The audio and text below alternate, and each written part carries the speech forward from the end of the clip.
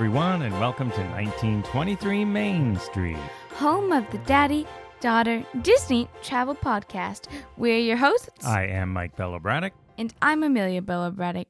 And today we're going to be talking about what more we know about the Disney World 50th celebration in less than 1 month. Yes, we're basically a month out, as if you're listening to this the week we released it. And way back in episode 63, we talked about some of the things we knew then about the 50th anniversary. That was when they really started announcing some things.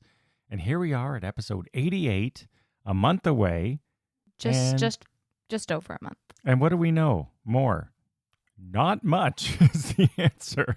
I mean, They're really keeping it tight-lipped. Well, I hope that's the case. Are they keeping it tight-lipped, or is that it? I hope not. I hope not, too. So it's sort of funny.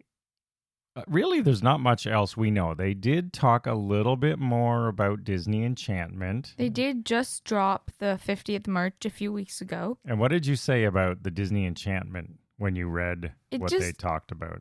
I'm not complaining. It sounds like Happily Ever After. It really does. They started listing some of the Disney characters that'll be featured in it, and they had those brothers from Onward, something I still refuse to watch because it looks so ridiculous. But the way it read, you're right, I guess. Which I don't understand. Why not just keep Happily Ever After? Add to it. Yeah, I'm curious. I don't understand why they don't just take Happily Ever After, and when Tink does the you can fly, you can fly, you can fly, just make the pixie dust go out then. Boom, it's 50th. Because there's a new song, so we'll see if you fall in love with that song. I forget. They did name it. I can't remember it offhand because I can't say I'm super excited about Enchantment. You're right, because as you know, Happily Ever After was okay, but I didn't love it. I loved Happily Ever After, but I'm not one of the people that's like, oh yeah, Happily Ever After supremacy. Like, I'm open to new things. I'm just curious to see how they're going to work the story together. Because Happily Ever After has a story. And from reading some of the characters, I can't really see how they're going to do that. Isn't it just more the most recent characters? Isn't that how it sort of read? No. For Disney Enchantment? No. That's how it struck me. But yeah, it feels like it's Happily Ever After, now including Main Street, because they're going to, I think that's going to look Happily Ever After Plus. Happily Ever After Plus, yes, in true Disney naming lingo. Happily Ever After Plus. The only thing that intrigued me is when it said Tinkerbell will spread pixie dust. So I don't know if that literally means she's going to be sort of dropping. You know how they have those gold foil Mickeys, and sometimes in parades they shoot them out? Ooh. But then that's a lot of cleanup, and it would go everywhere because she's pretty high up in the air. But I don't know. Maybe they're going to do something like that. So the little bit more that they've talked about is, big deal. A little bit more about Disney Enchantment. We're a month away, and I went back and looked at the notes of some of the things back in episode 63, so months ago, that I was hoping they would do, and that we were hoping would have been announced by now. Our special ticketed events. Still haven't heard anything like that. I hope they do that. Something about Disney by the decades, like really celebrating the 50 years. Haven't heard anything like that. But they did announce one thing that I actually did talk about in that show, so I was sort of happy to hear it, and that was to do with California Grill. So they did mention that they will be having a special sort of, overlay or something, but they specifically mentioned retro menu items. Which I'm actually excited for. That is the kind of thing we were talking about in episode 63. Let's actually celebrate the old days of Disney for the 50th anniversary. So that is the one tiny little sliver nugget of anything that has been announced. Well, I did think California Grill needs a little bit of a revamp, but I'm excited for this. I like the retro theming. Yeah, I'd like to see what they do. So maybe that's a hint, hopefully, if we're being hopeful, that they're going to do more things like that, which is really what we want to see. And just before we're going on the air recording this, I started wondering, as I was waiting for Amelia, as I always am, I'm always here in the studio, ready to go, and I'm waiting on the starlet to appear. Ding! So I was thinking, is COVID really a factor?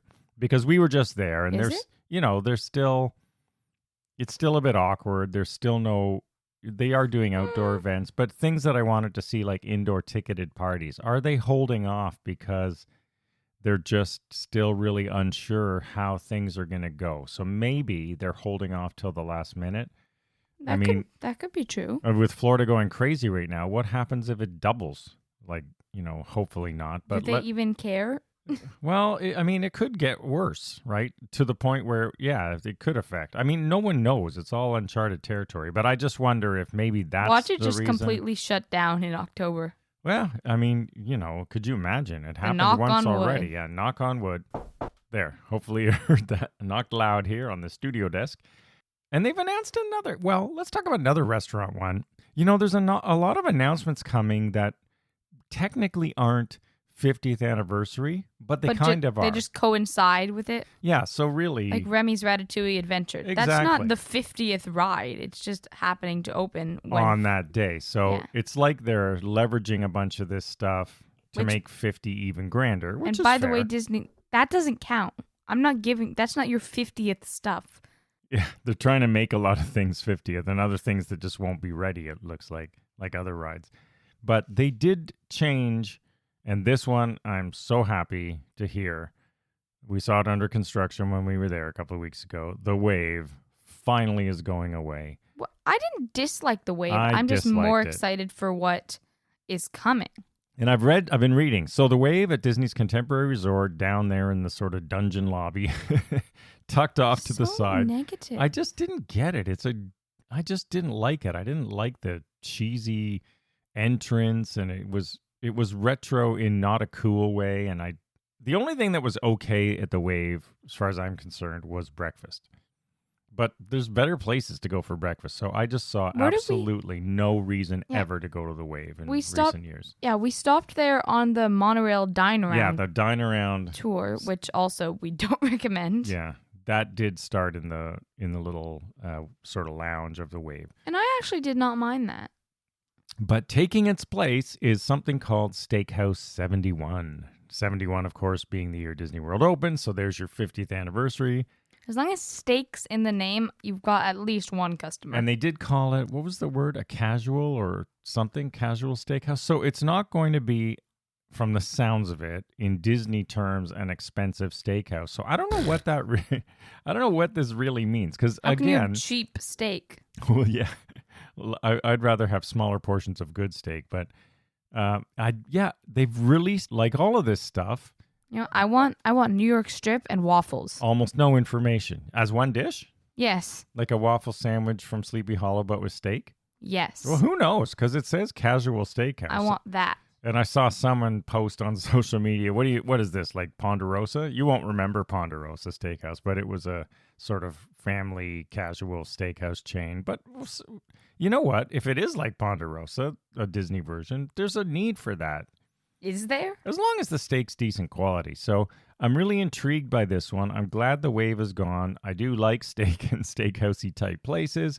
I could see that setting actually working as a steakhouse better than it worked for whatever the heck the wave was supposed to be. So I'm going to give it the benefit of the doubt for now, and we'll see how it all comes together when it opens. But you seem to be criticizing this a lot. My question is, if you were Bob Chapek, what would you be doing? Criticizing what? The 50th. Well, I would be doing a lot more. Everything I said. Like having special ticketed events. With COVID. Well, this is what I'm saying. COVID has come in badly since then. But I would at least be announcing our plans to do it, but maybe they don't want to commit to anything. See, I wouldn't. I would keep it all a surprise. They could do Disney by the decade. Yeah, but if they want to sell tickets and get people down there, there's got to be something different than, okay, there's the castle with the number 50 on it. I don't know what you're talking about, because tickets for the 1st of October sold out. I know, but that's just for... nostalgia, as you would often say. So, but for the next 18 months, people are going to go anyway, but shouldn't there be something? This was the whole point of our last episode. Same thing they do at Disneyland. Sort of a lot of, the bare minimum. What's the bare minimum we could do to celebrate 50? Well, we've got to deck out our weenies in each park. So you've got Cinderella Castle. That's a Walt Disney term, not a me. Term. So they've got the castle decked out, and it looks good, I have to admit. I hate the castle with that new paint job, but I like it now with the decor on it. It'd make more sense for Sleeping Beauty because like the blue and the pink, but I like it for Cinderella. Yeah, it looks good now. But, so they've got the castle, but then they've got some merch, but really not much else. And they're doing the weird character caravans and things like If it that. were me, I'd keep it completely tight-lipped and start selling tickets to the parties on the 1st of October. Do you think, well, maybe. I don't know if that's what they're doing, but that's what I would do. Let's hope for a splash announcement. But would you like to see this or not? You know the character caravans that they're going on right now? Where the characters in the Magic Kingdom, they're up I mean, the cavalcades? The cavalcades, yeah. And then the princesses and the the cavalcades. Would you like to see some of those old retro character costumes come out? You mean the creepy ones that terrorize children? Well, yeah, but the Disney World ones aren't as bad. The really creepy ones were from Disneyland in the 50s. The Mickey from the 70s is not as bad. He got a lot better. He looked a lot better as he aged into the 70s. But would it be interesting or not? Would it ruin the magic? I would like to see it because for me, that is retro. I could appreciate that. And what I would also do is if it were me, I'd make not necessarily a ride, but just something where it's a ride where you would time travel into the past and experience Disney in that is a the good decades. Idea. That's what I would do. That would cost millions of dollars, but that's what I would do. You'd think if they were actually that creative, these Imagineers, who I'm on the record as saying this current crop of Imagineers is just steal my idea. Not creative, and the stuff they do, like Harmonious, is completely destroyed the Epcot sightlines. It's fine. Just come over here, take my ideas, and give me millions of dollars. But I do like that. Wouldn't that hard. Be cool? Something like Mickey and Minnie's Runaway Railway or the Great Movie Ride, but with sort of Disney World history. That would be... actually, that's a great idea. I'm a great Imagineer. Maybe they're secretly doing that somewhere. I like that idea. But we're going to have to wait and see. I don't know. If you had to guess, do you think there's going to be a bunch of big announcements by October 1st? By October 1st? Yeah, or on? In the next 4 weeks. Maybe a few more if I had to guess. I want there to be more. I want there to be too, but I just have this sad feeling that there isn't. But I don't want them to announce it all beforehand. Then it kind of ruins the surprise. They are doing a 2-hour special on ABC, the network Disney owns, on October 1st about the 50th. So maybe they'll announce stuff in that. Yeah. Like they do at the Christmas, during the Christmas parade. And also, I don't want them to release any more information about enchantment and stuff. I don't need to know the whole plot and the whole dynamics of the show. Stuff they're releasing now is just sort of pointless. I don't see how it really adds to anything. You're right. Just we know it's coming. We know it's sort of like Happily Ever After Plus, as you said. It's basically sounds like the next level of, okay, let's throw every single bit of new tech we have into this show and just shove it all in there. That's what they're doing. That's what it looks like. Ooh, what if there's drones? Well, that's what I was hoping to see, as we talked about before. There's so much cool stuff being done around the world with drones, and I don't know if Disney's doing anything, but maybe they'll surprise us. They were testing stuff at Disney Springs a long time ago with drones, a couple of years ago, so we know they're looking at it, but will they do it? Who knows? I wonder, with enchantment, because this is the big thing, because the fireworks are kind of a staple at the Disney parks. It's a thing that they do every night. It's nostalgic. There have been fireworks, I think, since it opened. Yeah, pretty much. With Fantasy in the Sky being the original. Not great, but you know. Yeah, it was there's always room for improvement here.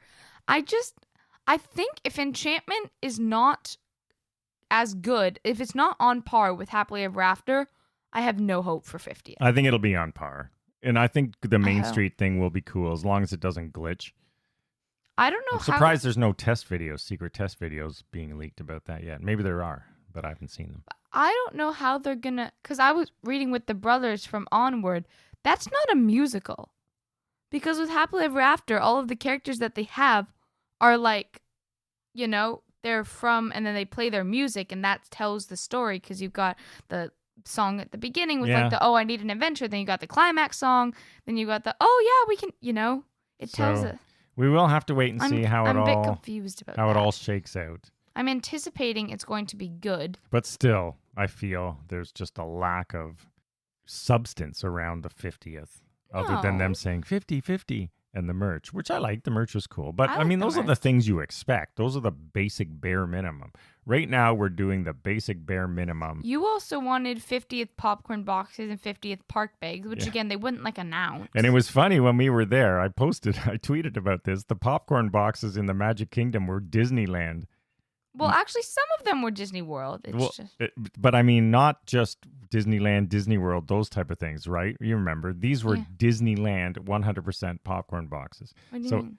Well, sometimes they have Disneyland, Disney World on something. Tokyo Disney Sea, yeah. But this was Disneyland. And my only theory was because it was closed for so long, they just had a backlog supply of popcorn boxes, so they sent some to Disney World just to use them up. But it was funny looking at it. We're going, wait a minute, this is a Disneyland popcorn Another box. thing I found funny is we were going to the Polynesian and they had a walkway was closed. It was like, walkway closed at Disney's Grand Floridian Resort. I'm like, what? Yeah, I posted that too, right in the middle of the Polynesian Resort. So there is a lot of weird stuff going on during this COVID times. I wanted to put like the popcorn box in front of it and be like, if I showed you this, would you guess I was at Walt Disney World at the Polynesian? Yeah, exactly. Would you guess it? Total mixed messages going on. A little bit of fun craziness, that's for sure. Or maybe they're just trying to use up all the old ones before they drop their new special 50th boxes. Well, yeah, hopefully. See, I'm holding out hope here. And bags. I said that and a cast member said, oh, that'd be a good idea. Yeah, exactly. Well, yeah. I think Hire us, Disney. Special 50th, bags instead of the same ones they've been using for years and years. Hire me. Now, there's one other thing I want to talk about. Again, we talked about this a lot in a past episode 76, as I had looked it up. Developments. Is the genie. Remember when we talked about the genie? That was in an older episode. Yeah. And I said, whatever happened to the Disney Genie planning app? Well, ta-da, the Disney Genie and the Lightning Lane. We know more, and Disney has gotten a lot of criticism about this. Okay, so just to do a quick recap, and then we'll discuss it. Finally, the FastPass replacement has been announced. So they are incorporating something they talked about for a long time, being the Disney Genie, into the My Disney Experience app. And it sounds pretty cool. Especially if you're not an experienced one, it'll do a whole bunch of cool things. Like if you put in what you like or who you want to see, it's going to help you map out your day.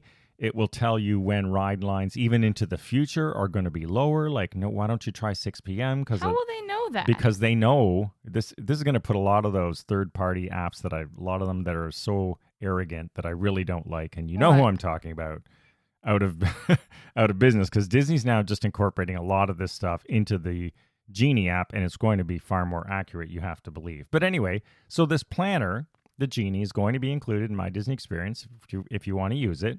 And then the FastPass replacement you would purchase through the Genie to make it called Genie Plus. And what Genie Plus is going to do is for $15 per person per day, you will then be able to book one ride at a time to use the Lightning Lane, as they're calling it, which is the old FastPass lane. So I actually think the pricing's not bad. There's 3 of us in our family, so $45 a day. The only thing I don't like is you have to start doing this at 7 a.m. So first of all, that's the exact same time as Rise of the Resistance. So which I feel like they're trying to disperse crowds here. Yeah. So you'll have to get up. Now, I actually am up every day at that time, but you can only book your one ride. So the way it works is you can book one. As soon as that one's done, you can immediately book a second one. So they're really gating it. You can go ride by ride, but not all the rides are included. Of course. But it's not all of the old rides. There's been speculation like Millennium Falcon's Smuggler's Run. That's a pretty new popular ride. But because they did not mention Rise. I would argue that Big Thunder is much better than Mine Train. Well, they just look at the popularity. Mine Train's newer and appeals to younger people too. So anyway, it's a slightly bit confusing, but not really.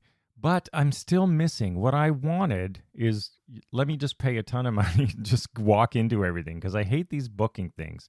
Give me the universal type pass.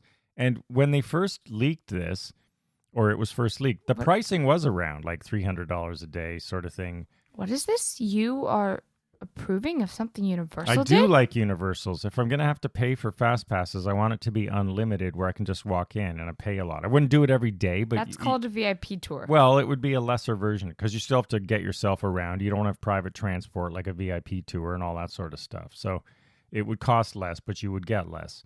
But it would still be expensive, so everyone wouldn't do it. I was hoping to see something like that. Now, we also don't know about annual passes for Disney World yet, at least as we're recording this. I think they said that they wouldn't get much of a discount from what I've heard that's leaked. But I'm not sure. No, but will they include in like we used to get the Platinum Plus, and we'll get it again, whatever it's called, the very top one. Will it include the option to add on unlimited fast passes? I've heard or rumors. Lightning Lane. We have to talk now. I've heard rumors that it won't, but who knows? Who knows, right? It's all just speculation at this point. But Disney has gotten a lot. I've seen a lot of people on the internet that do not like this. Well, there's always people who don't like something. I know a lot of travel agents don't like the Disney Genie because, hey, it's going to put them out of business. So it shouldn't, though, really. If you're a good Disney travel agent, you should be able to work with the Disney Genie to help people guide, because they're still going to need someone to initially guide them. I mean, the Genie's only going to be so good. Yeah, and I've heard also that Disney's doing this because they got criticism from people that didn't want to book their fast passes like 90 days in advance or whatever the day count is, 60 or...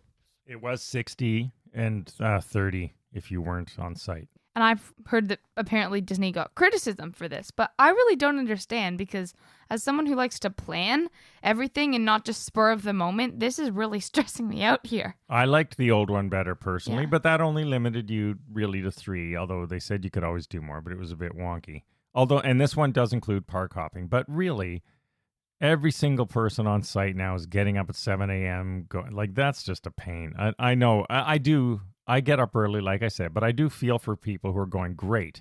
Now I have to wake up at 7 a.m. every single day on my Disney vacation to book a stupid Lightning Lane. I mean, really, if you're on a Disney vacation, you should be up at 7 a.m., but whatever. The slackers. Oh, yeah. Says you, who's never up at 7 a.m. When I go to the parks, I'm up at 7 a.m. Well, I'm always up at 7 a.m., so I'll book it. But anyway, yeah, we'll try it out. Again, well, I'm what only do you talking think? about it because they're launching this at right around 50 or on 50. It's sort of, again, unofficially it's tied not in. 50th. They can't just claim They that. don't claim it, but Okay, good. It's all just sort of, I'm sure they want it in place for 50th. Another problem. Because they want to make money, and that's how they're going to make money. But another problem with this is the more people you have in your family, the more money Disney makes.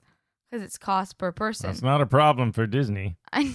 No, it's a problem for people with big families. Yeah, who if you've got a family of, let's say, 5, so you're now at 50, 20, $75 a day more just to be able to go in the Lightning Lane. So I'm sure it'll get heavily used.